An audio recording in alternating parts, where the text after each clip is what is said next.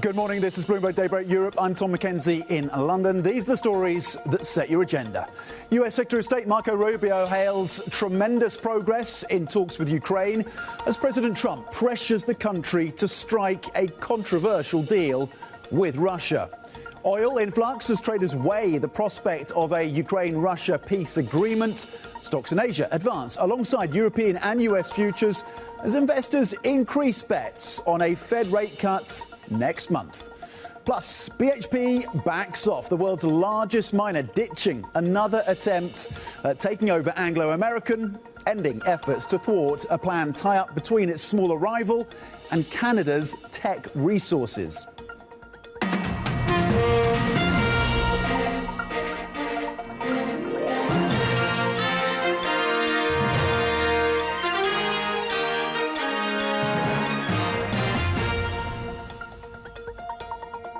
Happy Monday. So equity markets globally on the front foot then. And you saw that on Wall Street on Friday. Gains of around 1% for the S&P 500, about 0.8% for the Nasdaq 100 after what, of course, was a challenged, volatile and choppy week. Today, European futures pointing high by 0.8%. It's expectations around the Fed, the wording, of course, and what we've been hearing from John Williams of the New York Fed that has been a key catalyst, alongside reports of discussions around potential chip shipments from Nvidia into the Chinese market. FTSE 100 futures pointing to gains of 54 points. S&P E-minis then, after the upside that we saw on Friday, looking to add to that, up 0.5%. Nasdaq 100 futures looking to add 192 points. Let's flip the board and have a look cross-asset. Treasuries not trading at the moment because Japan is on a national holiday, so we don't have a print there. So we look at the currency picture and we look at what's happening in the crypto space, of course, as well, because Bitcoin has been something of a bellwether around risk sentiment. Euro at 115 right now, the single currency up 0.1% on slightly softer dollar. Bitcoin at 87,300. We did see some buying into the crypto space over the weekend. It had dropped as low as just below 81,000. Then there was a dip buying over the weekend, but we'll see how far this has spread. Today in the session, down 0.7%, and one key line for many crypto traders is around the 85,200 level. Above that so far in the session, but under a bit of pressure once again. Gold holding above $4,000 per troy ounce, down 0.4%. You can tie that to the Fed expectation story as well as bets build on a December rate cut. And Brent at $62 a barrel, up 0.1% on oil. Oil still challenged, of course, and the focus for many traders will be what happens in terms of the Russia-Ukraine deal and whether or not, if you get that deal, you get more oil onto the market. A very challenged week last week for oil. Now, Europe and Ukraine then, on that story, pushing for the US to make changes to its peace plan following talks in Geneva over the weekend. Bloomberg understands the controversial 28-point plan was the result of several weeks of negotiations between Steve Witkoff and his Russian counterpart, Kirill Dmitriev. But excluded, importantly, Ukraine and its European allies. US Secretary of State Marco Rubio says good progress is being made. It is, in my personal view, that we've had probably the most productive and meaningful meeting so far in this entire process since we've been involved in from the beginning. We have a very good work product that was already built on a foundation of input from all the relative parties involved here, and we were able to go through some of those items now point by point, and I think we've made good progress. Bloomberg's chief Europe correspondent Oliver Crook joins us now. Ollie, the talks then, according to the US and in fact the Ukrainian sides, deemed productive. Are we any closer to an agreement? What do we know that came out of these talks over the weekend? Tom, we don't know concretely how this document has evolved over the last 24 hours after those talks. You saw there Marco Rubio standing next to Andrei Yermak, the chief of staff for Zelensky, the sort of de facto number 2 within Ukraine, sitting across the table from one another, trying to thrash out some commitments over this 28-point plan and try to get the Ukrainian interests a little bit better represented. Because when this document dropped last week, Tom, it was like a bombshell in diplomatic circles across Europe, across the United States, certainly for the Ukrainians. And there are a number of different issues with this document. It's hard to actually go through all of them, but I think the main points for the Ukrainians trying to argue and trying to get their interests illustrated within this document is, one, on the question of territory. There's really been a lot of pushback, particularly from the European side, to basically not give any additional territory than the Russians control right now. There has been this push from the United States to give the entirety of the Donbass to the Russians, which they do not currently control. That is one of the points that really pushes back. But Tom, I think that really the most sort of relevant point and the most important point for the Ukrainians is around this idea of security guarantees. I'll read you point number 5. This is the original document. Ukraine will receive reliable security guarantees. That's the end of that sentence. What they need is some greater detail in what that actually means. How are those security guarantees actually going to be enforced? Because remember, their sovereignty and their security was already guaranteed back in 1994 during the Budapest Memorandum. What the Ukrainians need from the Americans, from the Europeans, is a clear mechanism by which, if there is another infraction, the Russians will in some way be punished, not just by sanctions, but some kind of military guarantee is the ideal for what the Ukrainians would like. The Europeans are trying to push a sort of Article 5 light sort of idea. There's not a great deal of, there's not an understanding in my mind whether or not the Americans would go for something like that. But I think the pivotal question here for the Ukrainians is around security guarantees, and we do not know how those would be illustrated and expressed yet in this document. And Ollie, something else we got over the weekend was Bloomberg reporting on what led up to this 28-point plan that seemed to, at least on the outset and for much of that discussion, exclude the Secretary of State, Marco Rubio. What do we know about what led to this plan, who was involved, and how it was tabled? Yeah, I mean, what we have understood from the reporting is that this has really been basically discussions between Kirill Dmitriev, who runs the Russian Sovereign Wealth Fund and really is the sort of go-between from the Russians and the United States, and Steve Witkoff. And there was this meeting in Miami between the two of them, and they've been apparently working on this sort of document for the last month. I think what was very concerning to the Europeans and frankly to many within the United States was not just that this document contained what it seemed to be a very sort of favorable outcome for the Russians, but a lot of analysis on this document looked like parts of it were translated directly from Russian into English in ways that were sort of awkward and using colloquialisms that aren't really sort of natural within the English language. And this is something that has brought obviously a lot of controversy and a lot of concern. I mean, we heard from Donald Tusk, the Prime Minister of Poland, saying that, he was thankful for a sort of framework into beginning these negotiations and trying to end the war. However, before we start our work, he said, it would be good to know for sure who is the author of this plan and where it was created, because there was a lot of question about that. There were also senators and representatives within the United States coming out on Twitter saying that people better get fired on Monday for the gross buffoonery that we have just witnessed over the last 4 days. That is from a Republican representative, Don Bacon from Nebraska, saying this hurt our country and undermined our alliances and encouraged our adversaries. So again, this plan is controversial, not just from the Ukrainian perspective, but within domestic politics in the United States. Marco Rubio has tried to get out in front of it, saying that this is an American-authored plan, but a huge amount of question around this, Tom. And going forward, will they be able to get this closed by the Thursday deadline of Thanksgiving? I suspect that may be a fluid deadline. That is, of course, what the President of the United States hopes to achieve. Yeah, and the Secretary of State, of course, suggesting that there is a bit of flexibility around that date. Bloomberg's chief Europe correspondent, Oliver Crook, with the latest. Ollie, thank you. Later, Ollie will be speaking, by the way, to Ihor Brusilov, the deputy head of office for the Ukrainian president and Lithuania's foreign affairs minister. Do not miss those conversations coming up later in our programming. Let's get back to the markets right now. US futures and Asian stocks then gaining after what, of course, was a volatile week as optimism rises about a potential Fed rate cut. This after New York Fed President John Williams suggested that a near-term rate cut does remain a possibility. I view monetary policy as being modestly restrictive, although somewhat less so than before our recent actions.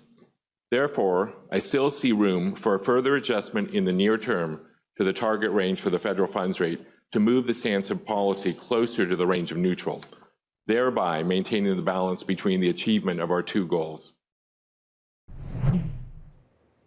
OK, let's bring in our executive editor for Asia Markets, Paul Dobson. So a further reduction in the near term, Paul. Are we getting closer to a December cut from this Fed? Expectations have been dialed back last week. Things have changed pretty dramatically, it seems. They definitely have turned around somewhat, Tom. We almost had ruled it out in terms of the market's view of whether the Fed would cut in December or not.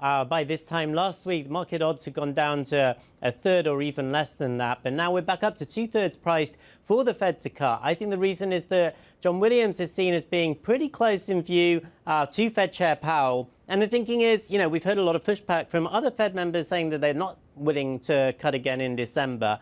But if you do the maths and look at where we are, it would land you somewhere in the ballpark of about 6 in favour of a cut, 6 not in favour of a cut. But if you have Powell leaning towards a cut, then you've got to assume that he would probably be able to take a couple more in his direction and swing the vote, as it were. So Williams is being seen as a proxy for Powell's views. We haven't actually heard from Powell himself, and so there's still a lot of uncertainty out there. If you look at what analysts are saying, the Bloomberg survey shows more expect to cut in December than expect to hold as well. So that gives you a little bit more heart that there might still be that possibility of the Fed moving. And it's a lot of kind of conflicting opinions out there, though. Take some of the biggest banks on the street. Jan Hatzier said Goldman Sachs is still seeing a cut next month, but JP Morgan, on the other hand, has changed its call, moved it back to January for the next Fed move. So lots of uncertainty out there. If the Fed wanted to inject two-way risk into the markets at its last meeting, which maybe that was the intention after all, because it felt that there was too much complacency, it certainly succeeded in doing that. But it leaves us with a lot of unanswered questions as we get closer to the next decision. Yeah, and the overnight swaps pricing in a more than 70% chance of a December cut at this point. What is this all doing to risk sentiment, Paul? And do we expect that the upside that we've seen in the session today to be prolonged through the week? It's definitely helpful for risk sentiment, at least for today, and that's what you're seeing in the stock futures for US and European markets, as well as the gains in Asia. The narrative has been very choppy and changey recently, and every time we seem to set off in one direction, we get a pullback, and by the end of the day, we've wound up the other way around again. So I wouldn't be confident that we're completely out of the woods yet. We have had 2 weeks now of chop and not a very firm direction. We did have a pretty good bounce in Bitcoin over the weekend, and that may give the market a little bit more confidence as well. And of course, we've got a shortened US week in any case with the Thanksgiving holiday. So that means that if people have business to get done, they'll probably want to try and get it done sooner rather than later. The market is probably still clinging onto the idea that there will be a typical Santa rally and that equities can gain in towards the end of the year, but we haven't seen much evidence of that kicking in so far. So needs a bit more good news maybe on the AI front, and a little bit more confidence that the Fed is actually going to move to keep this momentum going. Paul, excellent. Thank you. Executive Editor for Asia Markets, Paul Dobson, on some of the dynamics we're seeing in the markets right now. What could be future catalysts in the hours and days ahead? Paul, thank you. Let's get to the mining space right now, and the deal that wasn't. The world's largest miner, BHP, walking away from a fresh takeover bid for Anglo American. It brings an abrupt end to a short-lived attempt to thwart a planned tie-up between its smaller rival and Canada's Teck Resources. For more, let's bring in Bloomberg's metals and mining reporter Martin Ritchie, who's followed all of this closely for us. Martin, then, why did BHP walk away from the takeover bid? This is the second time they've approached Anglo, and they've walked away again. Yeah, that's right. As you said, it was a very short-lived news cycle in this one, Tom. When I went to bed last night, there were headlines saying that BHP had again approached Anglo. By the time I got up, they'd already been rejected and walked away. So very quick turnaround. It looks like CEO Mike Henry wanted really to have another go at building on BHP's copper portfolio. All the major miners are all angling themselves to see if they can get more exposure to copper. It's obviously the second time that he has had a go at trying to get BHP to take over Anglo. Last year, there was also a $49 billion bid. We don't know about the terms of this particular offer, but obviously those conversations didn't go very far. And one of the kind of interesting things, notable things, I guess, is that since the first bid, Mike Henry has spent a lot of time talking about how, BHP's own assets are more than good enough, that they're focused on organic growth. But then we get this sudden news that they've gone again for Anglo. So there's a lot for BHP shareholders and investors to mull over, I think, this morning. And Martin, what has this done? What is this overture, short-lived as it was, done to the metal markets on which you have your finger firmly on the pulse? I mean, I don't think that the deal itself, or the success or otherwise of any offer, has a lot of bearing, immediately in metals markets. But it does very much reflect, the idea that copper is a valuable commodity that as I said, all the miners are trying to get hold of. And we saw record copper prices last month, and when you're in that environment, historically, miners have tried to, latch themselves onto commodities that are having these big, powerful rallies. So it looks like, it was a sort of kind of final throw of the dice, I guess, for Mike Henry trying to get this big blockbuster acquisition in this kind of strong commodities environment. OK, Bloomberg's Martin Ritchie. Martin, thank you very much indeed. Here's what else to be thinking about this week then. The big one for the UK, it is the UK autumn budget, of course, the drum roll up to this event. That is on Wednesday, with pressure, of course, on the Chancellor and the Prime Minister, some deciding and framing this as a make or break moment for the UK government. We'll see, of course, what is unveiled on Wednesday. On Thursday is Thanksgiving, of course, so most US markets will be closed. On Friday, Black Friday, so US markets closed early on Black Friday, of course, and a gauge of the health of the US consumer, with deals, of course, in focus. Coming up, we're going to switch focus because the Finnish president has told Bloomberg that Ukraine and those peace negotiations, quote, need patience. More from our interview with Alexander Stubb. That is next. This is Bloomberg.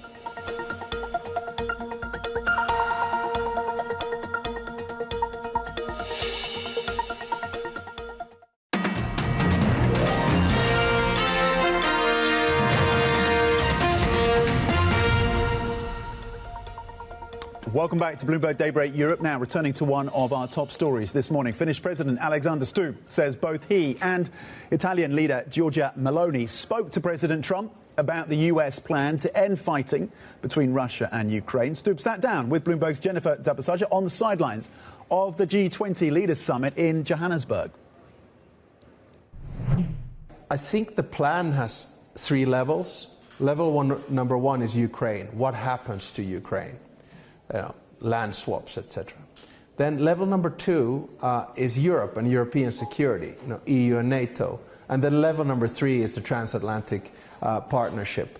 So with these things, it takes time. That's why we have our national security advisors in Geneva today, speaking with Foreign Secretary Rubio, with Andrei Yermak and others. So, one day at a time.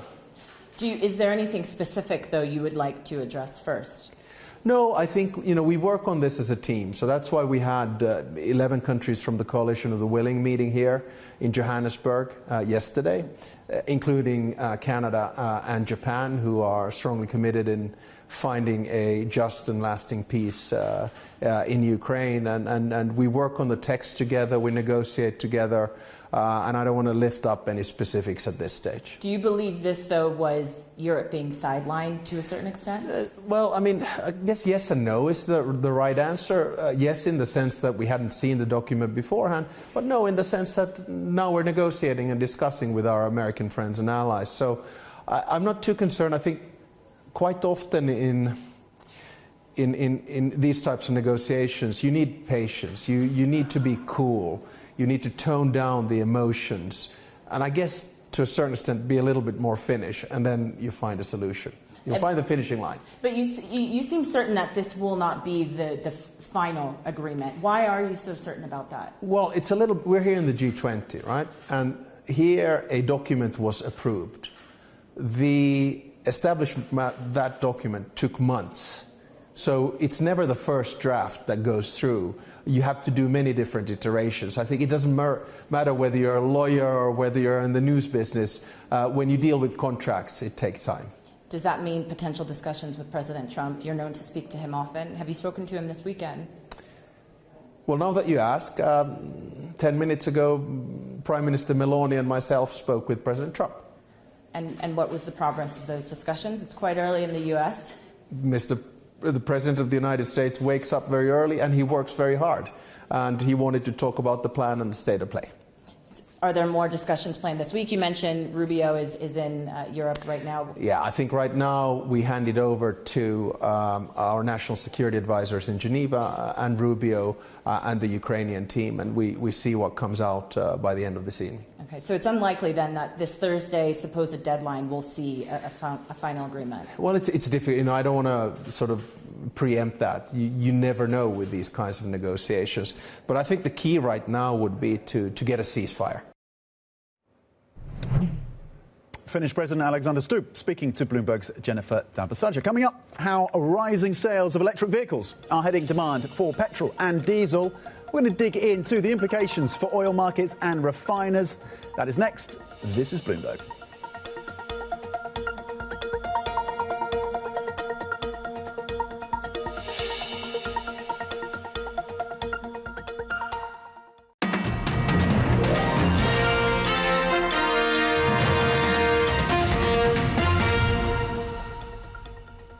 Welcome back to Bloomberg Daybreak Europe. Now, electric vehicle sales are not just a key indicator of emissions, they're also one of the biggest determinants of oil demand. Oil prices have been under pressure, of course, in recent weeks. Claudia Lubis of BloombergNEF's oil team joins us to talk about the link and what it means for refiners and retailers. Claudia, great to get your expertise as ever. Talk us through how the oil markets are being affected then by EV sales and how that story has adjusted and evolved. Thanks, Tom. Well, global sales of electric vehicles are set for another record-breaking year, rising 10% annually. And this has been driven by technological improvements, falling lithium-ion battery prices, and just more affordable models. So EVs globally will displace more demand for conventional fuels. Right now, EVs avoid around 2 million barrels per day of global road fuel consumption, which is equivalent to how much oil Germany consumes on a daily basis. By 2030, global road fuel demand would be around 5 million barrels per day higher if there are no EVs on the road. And this more than doubles to over 11 million barrels per day by 2035, which is equivalent to around 6 times the current displacement figures. Yeah, those are significant numbers. So what does that mean for the outlook then for road fuel demand? And how much of a disparity is there between different countries, different regions? Yeah, in the short term, growing population and incomes, particularly in developing markets, will continue to lift global road fuel use, where we expect demand to peak in 2029 before halving by 2050. More importantly, the outlook differs across geographies. For example, consumption in China, Europe, and the US, which, by the way, are the 3 largest markets for road fuels, has already peaked thanks to robust EV adoption, behavioral changes, and more favorable policy environment. By contrast, consumption in developing markets like India and Southeast Asia will continue to grow through 2030. But the general rise in EVs enables the global vehicle fleet to grow past 2030 without a parallel increase in oil demand. And this may eventually impact some oil refiners with large exposure to the segments, such as Marathon Petroleum in the US, Sinopec in China, and even fuel retailers like Alimentation Couche-Tard in North America, which produces or markets dominant road fuels like diesel and gasoline. Okay, so those are some of the individual names that could be impacted if they don't adjust to this reality. What is the outlook then when it comes to different sectors then, given the changes that we're seeing, pretty dramatic changes? Under our baseline scenario, total oil demand peaks in the early 2030s, but this will differ across user segments. For instance, there's a peak and decline for road and marine fuels, given the availability of decarbonization levers. In fact, road fuels has the sharpest demand reduction in terms of absolute volume and share relative to other oil-consuming segments by the mid-century. Now, the picture is more bullish for other sectors like aviation and petrochemicals, where demand continues to grow through 2050. These 2 sectors are often branded as the long-term drivers for global oil use, where for aviation, there just really isn't any feasible displacement lever at scale. While for petrochemicals, it's largely a factor of continued demand growth for plastics and other consumer durables, particularly in the fast-growing markets. Claudia, thank you very much indeed. Claudia Lubis, associate on BloombergNEF's oil team. Coming up, we're going to be live in Johannesburg with the CEO of Prosus as the company reports its latest earnings. Stay with us for that interview. This is Bloomberg.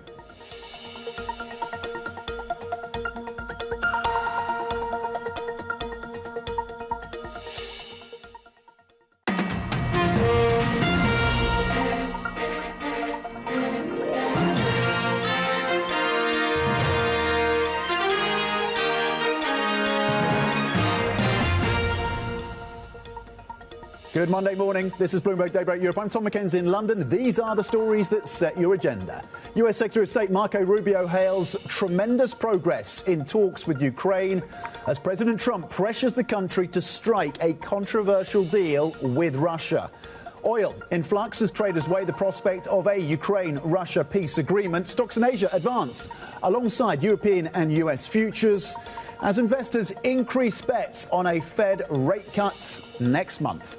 Plus, BHP backs off. The world's largest miner ditches another attempt at taking over Anglo American, ending efforts to thwart a planned tie-up between the smaller rival and Canada's tech resources. Let's get to the markets then.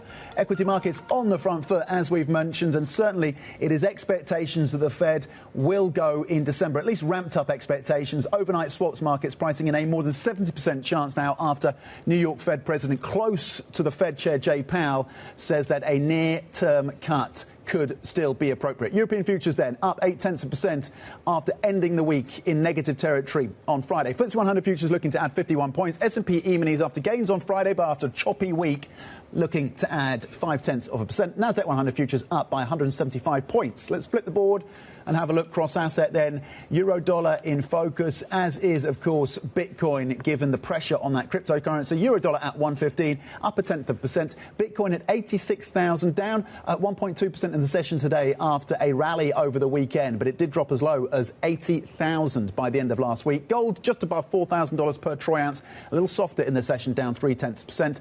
And Brent up 0.3 after a week of losses, currently at $62.72. Let's get to the earnings story right now around the tech-exposed company Prosus.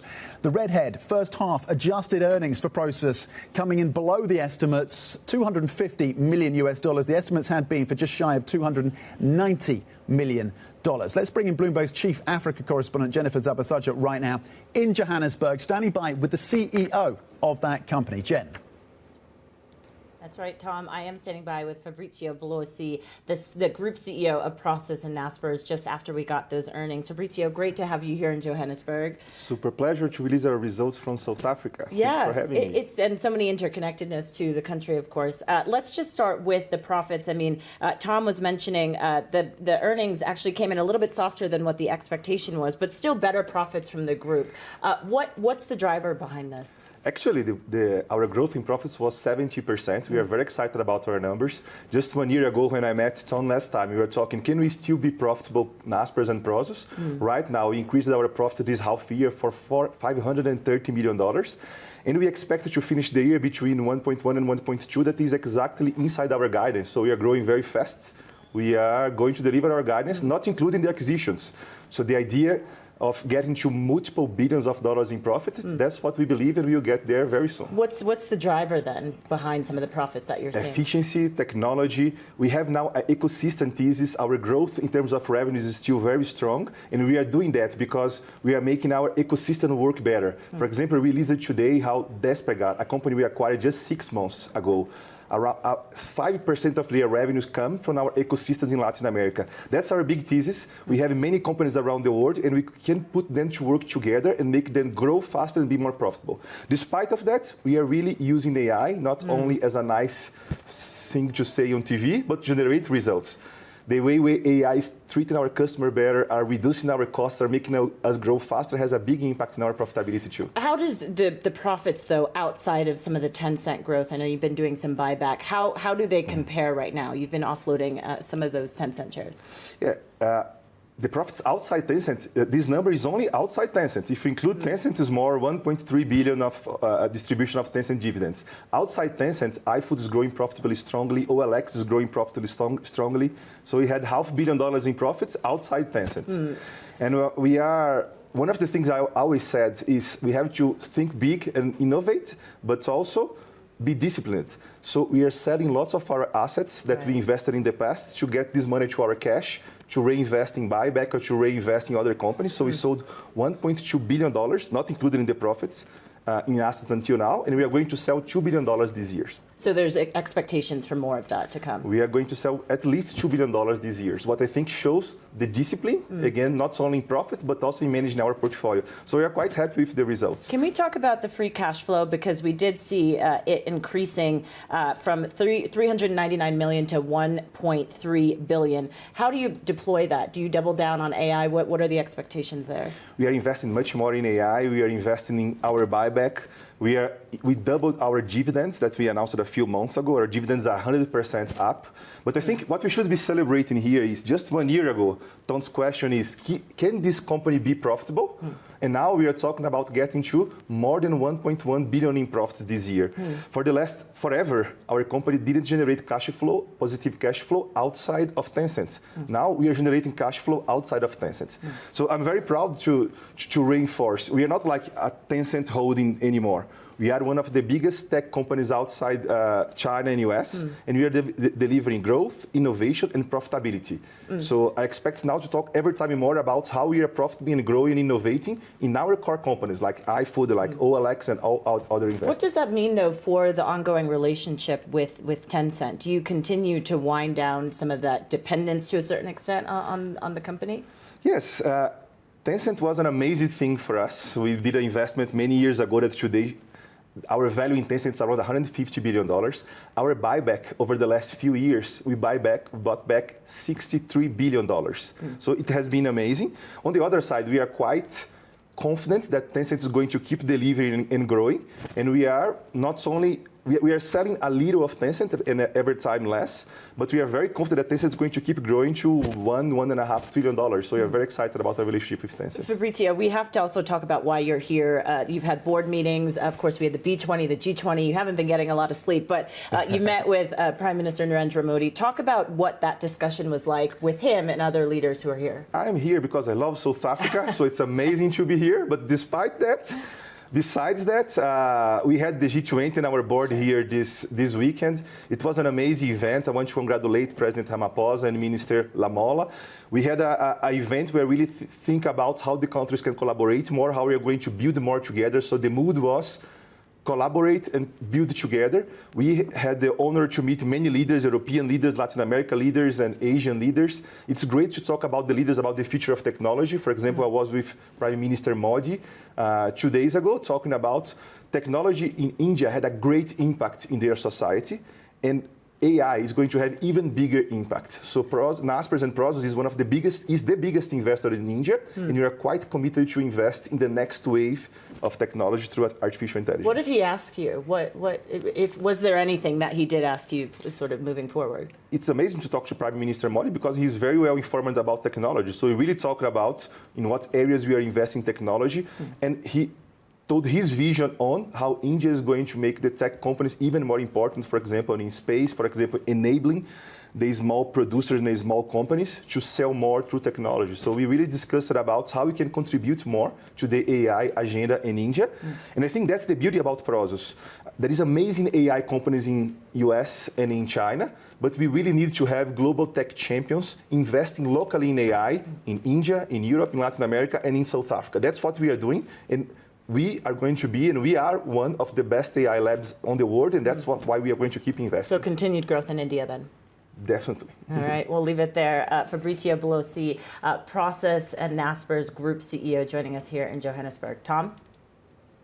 Okay, Bloomberg's chief Africa correspondent, Jen Zabasaja. Jen, thank you very much indeed. Staying on tech, Alibaba shares jumping after the strong debut of the company's new AI app, boding well for a longer-term effort to build a rival to OpenAI's ChatGPT. Talking of AI, of course, the app called Qwen was downloaded more than 10 million times in the week after its relaunch. It follows a move this month to rename and freshen up the Chinese e-commerce giant's pre-existing apps, unifying the services under the Qwen banner. US equity index futures now higher today, of course, after a volatile week, to say the least, last week, as optimism grows over potential Federal Reserve interest rate cuts. Let's get back to the markets and bring in Neil Wilson, Saxo UK investor strategist, joining me now. Neil, good morning. Thanks for your time. We'll get on to the UK, of course, but let's start with expectations around the Fed. Are you still holding the view that they don't cut in December after what we heard from John Williams of the New York Fed suggesting that a near-term cut is in the cards? Yeah, so I feel that the lack of data that we've had, particularly around the jobs reports, that we won't have the November report until after the next Fed meeting. So we think that probably the Fed's going to lean towards keeping its options open and lean against a cut in December.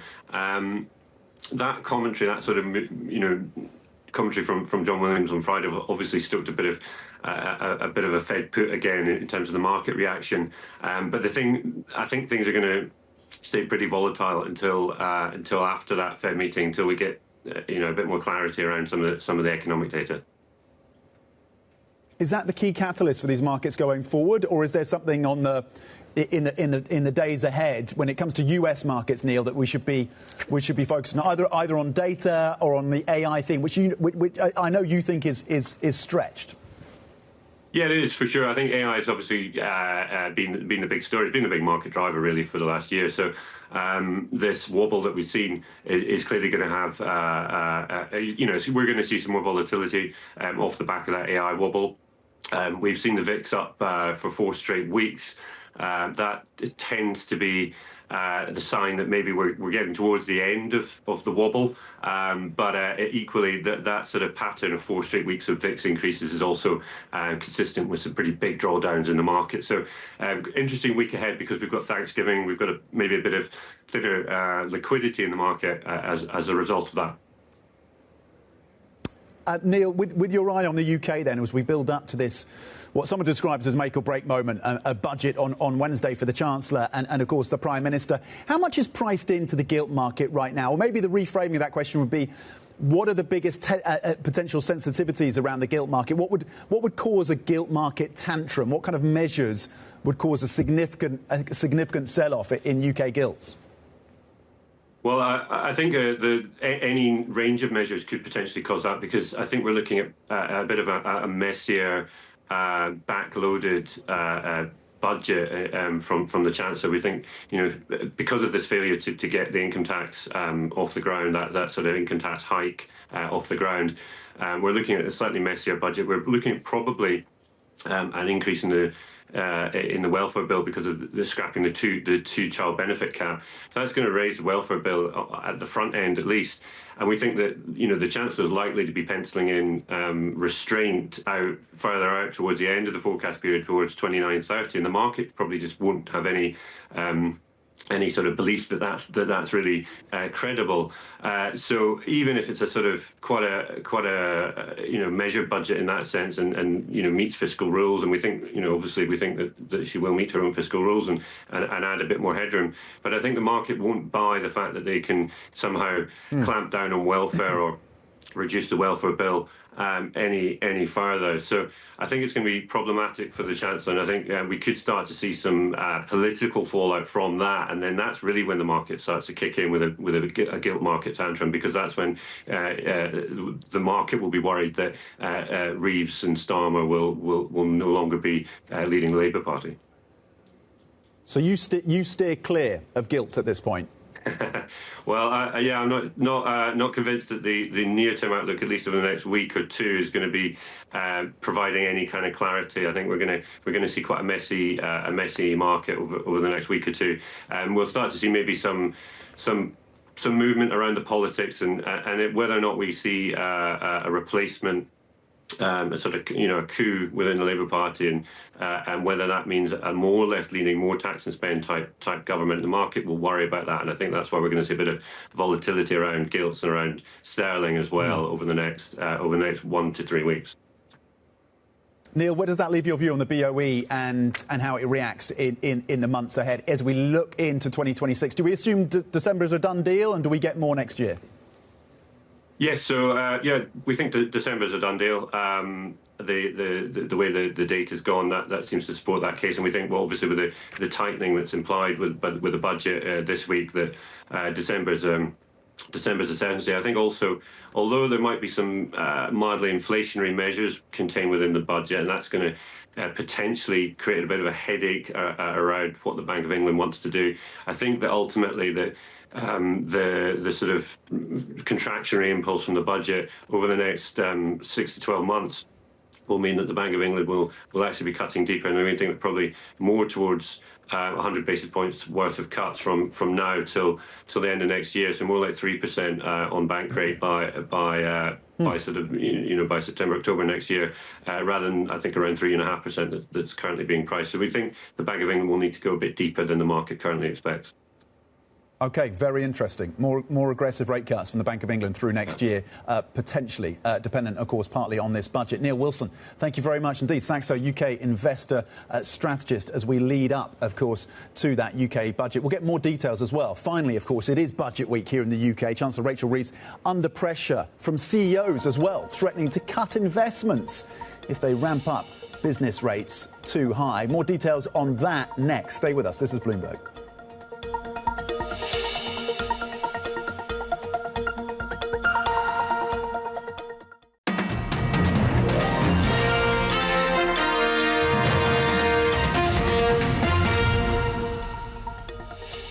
Welcome back to Bloomberg Daybreak Europe. Now, UK CEOs are bracing for Chancellor Rachel Reeves to pile further costs on their businesses in this week's budget. Bloomberg has spoken to some who are warning that they will stop investing in the country altogether if the government pushes ahead with some of the mooted tax hikes. Kit Rees, co-editor of Bloomberg Markets Today, has some of the details for us, watching this closely, of course, for the team.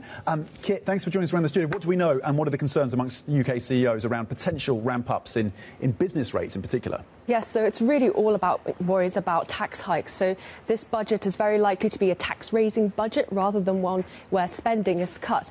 And the big issue is that, if they raise taxes, then this could hamper growth. So we've had our colleagues reported from the story a number of CEOs, like the Butlin CEO, warning that they may have to cut investments and also cut jobs. This is something that we have seen in the economy. Employment is up and consumer confidence has been knocked. So these issues that we saw from the last time that taxes were increased when Rachel Reeves raised national insurance contributions and also payroll taxes and hiked the minimum wage, these have already hit businesses hard. So any further anxiety is, a big worry. We also heard from the operator of Gatwick Airport that, the second runway could be in jeopardy. So these are big kind of growth projects which could be under threat if the companies have to make cuts elsewhere, so either on the workforce or in terms of investments. But ultimately, with the budget, it can't please everyone.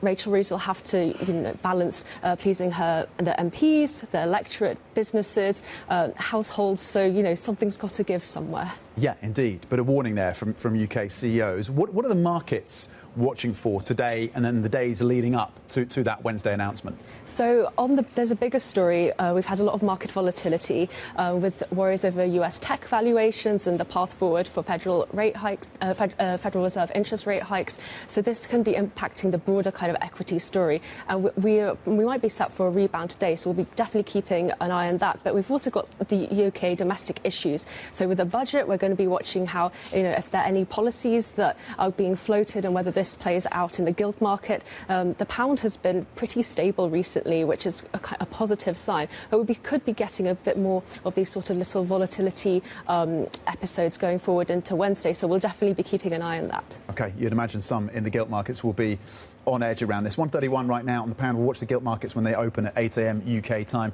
Kit Rees, co-editor of Bloomberg Markets Today, thank you very much. So UK Chancellor Rachel Reeves, of course, will deliver that budget 12:30 p.m. in London on Wednesday. Viewers in the UK and Europe can join us for full coverage and analysis as it happens. Well worth your time, of course. It doesn't stop there. The opening trade will break down the numbers and keep business and political voices in its budget front and centre. Of course, that budget special will be the day after as well. So comprehensive coverage, analysis and insights from executives and, of course, market pros throughout those 48 hours. Staying in the UK, British Prime Minister Keir Starmer has unveiled a strategy to make critical minerals at home and reduce reliance on fragile global supply chains. The government says it aims to produce 10% of the UK's mineral needs domestically and 20% through recycling by 2035.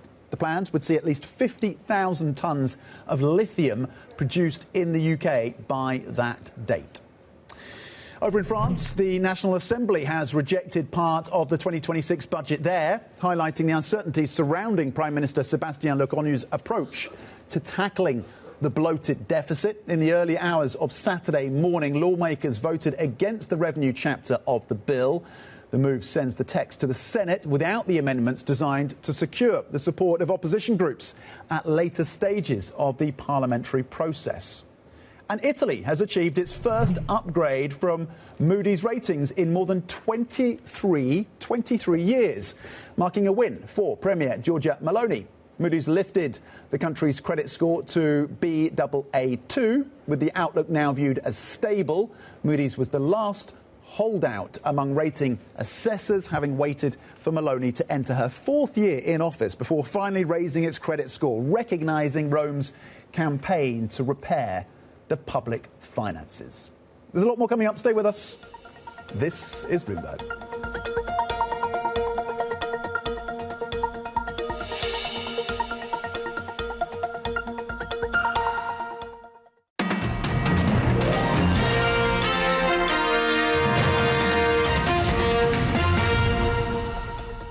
There hasn't been anything in the data, in the news, in media stories, in private sector data, alternative data that's available to us, that would make us think that the forecast is somehow nullified and there's been a big shock to it. So if anything, all the information that we've got in the interim since September FOMC has inclined to the dovish side. You know, we got weaker inflation than people expected, and we got a higher unemployment rate.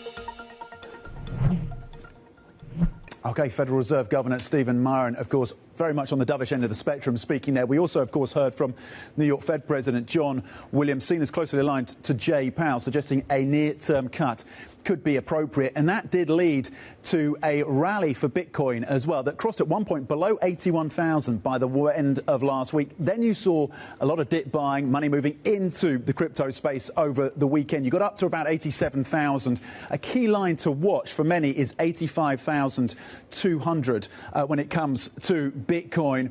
It would still, though, and is still on track for probably its worst month since about 2022, despite the money that did move in. Today, it's under pressure, of course, but has been seen as a bit of a litmus test in terms of equity sentiment and risk on and risk off sentiment, of course. So continue to watch that. 85,200 seen by some as a key level, just around 87,000 right now for Bitcoin. Let's flip the board and have a look at what is happening in terms of the longer-term picture when it comes to the gilt markets. We do expect potential volatility as we lead up to the budget, 12:30 p.m. London time, of course, on Wednesday. You've seen a significant divergence in terms of the 2-year and the 30-year, so the front end and the long end. The front end over the 12 months is actually being bid. Yields are down about 50 basis points. The long end, the 30-year, the sell-off has been grinding higher.